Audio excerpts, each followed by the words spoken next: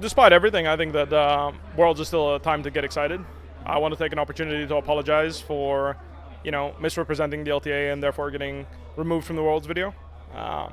It really sucks. I think it sucks for everyone involved, but especially, I think not having representation for your region when you're very passionate about it and you want to be in that video really sucks. And I'm sorry that my actions have led to this.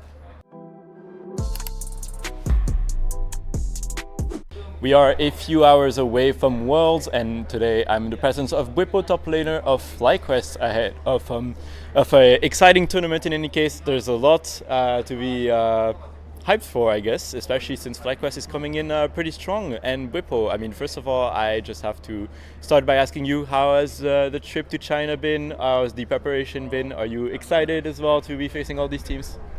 As always, of course. It's always a pleasure to come back to Asia and practice here, and ultimately I think our preparations have been short due to the new format. Usually you would play our finals in the weekend of like in between basically like 7 September and then like 14 September. That week, wherever the weekend lies, is when you play your normal finals, and then you have like 3 weeks to prepare for the October start of Worlds. Yeah. This time we played the last week of September, so we've only had 5 days of Korean boot camp and then straight to China, and then we have a couple of days here, so it's only going to be like 9 or 10 days of preparation. But that isn't necessarily a bad thing, because with the new format, with T1 IG playing each other on the 14th, they're not releasing your opponent until the 14th. Yeah. So you are underprepared, but so is the competition, and that can definitely be an advantage, especially for Western teams, because being able to, play your own meta and kind of catch people off guard. Like, people don't have time to prep exactly what you've got cooking for them on stage, and I think in best of ones that's always been a super strong advantage for Western teams. Yeah. And it's funny, I think there's a lot of expectations as well. Like, I see already everyone already decided that like FlyQuest is the best Western team no matter what. Like they're sure. Like, oh, FlyQuest is gonna make it to the bracket stage. Like, no worries. Like, are you like this confident as well yourself, or how do you feel like so far preparing as well? Like, has the scrim been okay, at least, even if it doesn't mean everything, right? Definitely, I'm pleasantly surprised with our scrim performance. I have to say, I think I've been probably the worst performer in scrims, so that gives me a lot of confidence, because it's always nice to get carried. Yeah, fair. Ultimately, I think that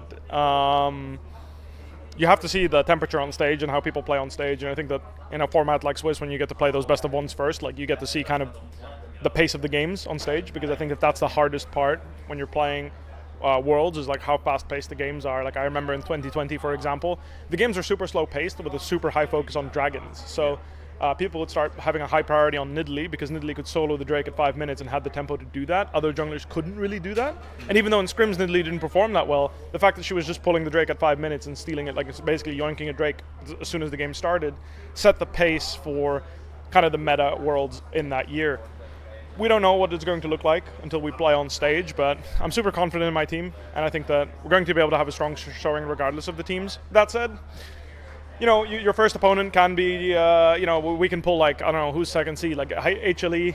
Then for whatever reason, like T1 or it's like IG versus Gen.G happens, your second opponent's Gen.G, you lose that one, and then your third opponent, you'll go 1 and 2, sure, but then your 1-2 opponent's like AL or BLG or something, and it's do or die at that point. I'm not saying that we cannot beat them, but ultimately the best teams in the world are the best. Fair enough. They're hard to beat.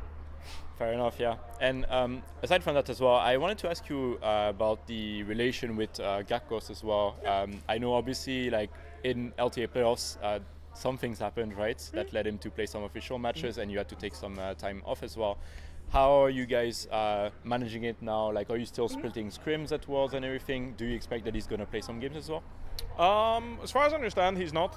We're not splitting any scrim time. Ultimately, for me, the most important part of him coming here is like seeing what it looks like playing against like learning and stuff. Yeah, it's basically just the experience of being in Worlds, being at the hotel, the practice schedule, kind of what to expect basically when you come to an international event, because I think for a lot of players for their first time, it is pretty overwhelming.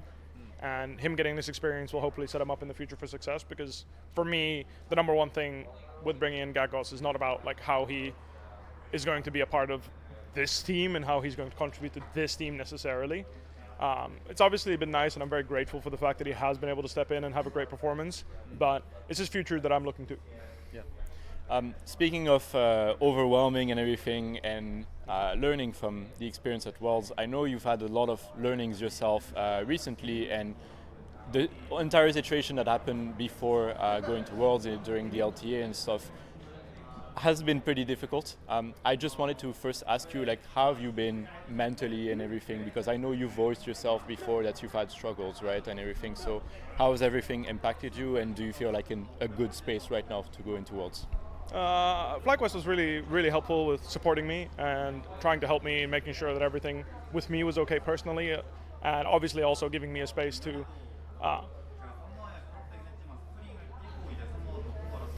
gonna have to take a moment to make sure I think this one through, right? Yeah. Because I want to make sure I don't say the wrong things, because that's important.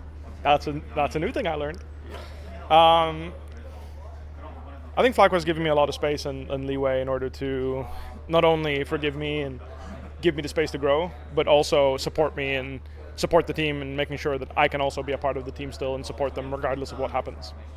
Ultimately, we weren't sure what was going to happen. I feared for my career. I wasn't sure if I was going to be able to play at Worlds at all. And the thing about being wrong and asking for forgiveness is it's not your place to decide what is a rightful punishment or not. The only thing you can do is lower your head and accept whatever the public, whatever the authorities, whatever anyone throws at you at that point, because if you're asking for forgiveness from a certain source, you have to accept whatever they deem fit.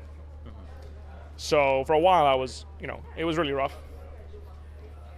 Also because I didn't believe what I said. I listened back to it and I was like, this is like what I said was ridiculous. Yeah. It doesn't make sense, and being scrutinized for something that you said that you don't stand by isn't easy. Obviously you have to acknowledge and take responsibility for what you said. Yeah. But I think I learned a very valuable lesson in realizing that, like, I cannot just think out loud. Because the reality of the matter is that sometimes you run yourself through thoughts in your head and you're trying to come to a conclusion, and you need to be able to weed out the like, you know what I mean? Like, I don't know if you've ever had this when you think through an idea and you're like, maybe it's this, and then you think it through and you're like, no, it can't be that, right? So obviously, huge blunder on my part, and I feel really bad about it because I don't believe it. And that's been the hardest part, I think, is not being able to defend myself and saying, like, I don't believe this. Like, this is, like, I know I said it. But if anyone had called me out on this, even if there were no repercussions, I would have agreed that this was a terrible take. Yeah. I think also, like, one of the things that didn't play out in your favor was after the finals, I believe. Yeah. You had the conference or the interview, you said, like, it's not a good time to be, like, a Bwipo hater, right, or something. And I think some people took that the wrong way because they thought that, like you were saying, the people calling you out for what you said were haters, right? Yeah, it was a lapse of judgment on my part for sure. I didn't realize that, like, a lot of people are like haters because of what I said. I think it makes total sense. I think when you're a professional player, ultimately having respect towards your fans and appreciating them for the time they invest in you and watching you and supporting you is the most important thing in the world. I think ultimately I wouldn't be here if fans didn't want to watch FlyQuest play, me play, and respecting people's time.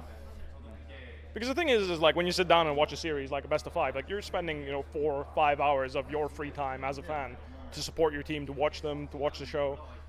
That's a lot of time to invest, especially if you're doing it on a weekly basis. You catch our games every week, you follow every game we play, etc. Like that's a lot of time investment, and learning to address that fan base as a whole is something that I haven't done a good job of in my career. So I'd like to apologize, Yeah. For me, haters are not people that look at me, have a bad take, and say, like, that was really stupid. Mm-hmm. Me, haters are people that, like, they watch me play and they go out of their way to, like, hate on me for doing something not as perfect as they would like. Yeah. But, like, I don't know, like I said, it's just semantics. At the end of the day, I made a mistake. I shouldn't address my fan base as anything other than or with anything other than gratefulness, because I think that ultimately the biggest lesson I learned is I get to do this because of my fans. Yeah. And I'm very grateful for that. Yeah. I've always known that in the back of my mind. I've always spent a lot of effort in making sure that my fans feel like it's worth the time to watch me and like be a part of my community. And I think I definitely missed the mark on that one. in the last few months, and I feel pretty bad about it still. I mean, in any case, I'm glad to hear you say all that, and I can imagine it's been very difficult for you as well. We're already quite out of time, unfortunately. Sorry. It's all good. But is there anything you want to say more to the fans in general, just before Worlds as well, and your upcoming first match, even if we don't know the opponent yet? Despite everything, I think that Worlds is still a time to get excited. I want to take an opportunity to apologize for, misrepresenting the LTA and therefore getting removed from the Worlds video. It really sucks. I think it sucks for everyone involved, but especially, I think not having representation for your region when you're very passionate about it and you want to be in that video really sucks. And I'm sorry that my actions have led to this. Awesome. Well, Bwipo, thank you in any case for taking the time and for speaking out on this matter as well. I appreciate it a lot. I wish you the best of luck in the tournament regardless, and I hope that you will be able to have a great run at Worlds this year. Thank you, I appreciate that. Perfect.